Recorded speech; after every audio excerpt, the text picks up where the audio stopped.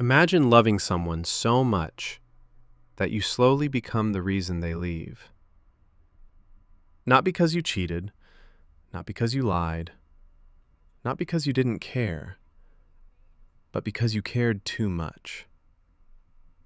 And yeah, I know how that sounds. Too much love? That's not a problem. But it is.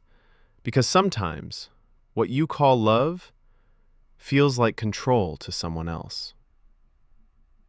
It never starts toxic. It starts soft. Text me when you reach home. Send me a picture. Call me when you're free. And in the beginning, it feels amazing. Someone is thinking about you. Someone is worried about you.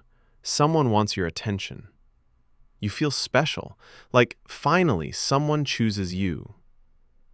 But slowly, things change. You don't even notice when it happens. That text me when you reach becomes, why didn't you text me? That call me when you're free becomes, you had time for everything else, but not me? And suddenly, it's not sweet anymore. It's heavy. Now you're not talking because you want to. You're talking because you have to. You're not sharing because you feel like it. You're sharing because you'll get questioned if you don't. And the scary part? The person being possessive doesn't even realize it. Because in their head, they're just loving harder. They're thinking, I just don't want to lose you. I just care more than others. I'm just protecting what's mine. But love is not ownership. You don't own a person. You experience them. And when you start treating someone like something you can lose, instead of someone who chooses to stay, that's when everything starts breaking. Let me give you a real situation. You're out with your friends. Your phone buzzes. 1 message, 2 messages, 5 messages. Where are you? Who are you with? Why are you not replying? Your mood changes instantly. You're still there, but mentally, you've already left.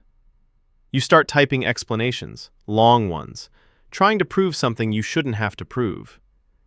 And in that moment, you're not enjoying your life anymore.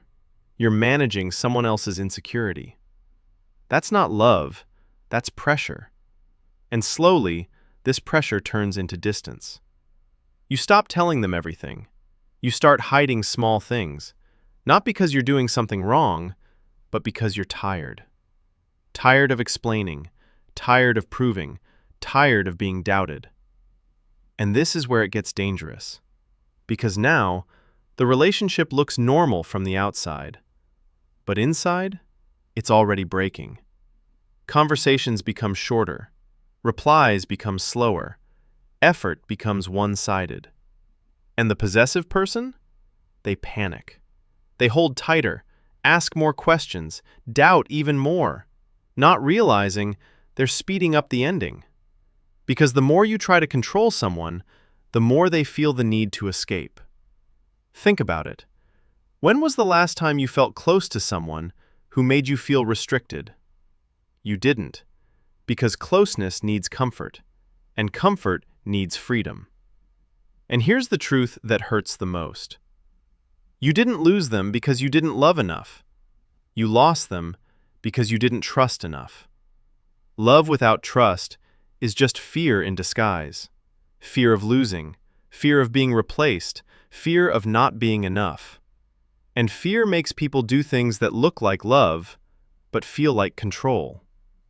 So if you see yourself in this, don't hate yourself for it. Just understand it. Fix it. Because real love, it doesn't cage. It doesn't monitor. It doesn't suffocate. Real love says, I trust you. I respect your space. I choose you without controlling you. And that's the only kind of love that actually lasts. Because at the end of the day, you don't keep someone by holding them tightly.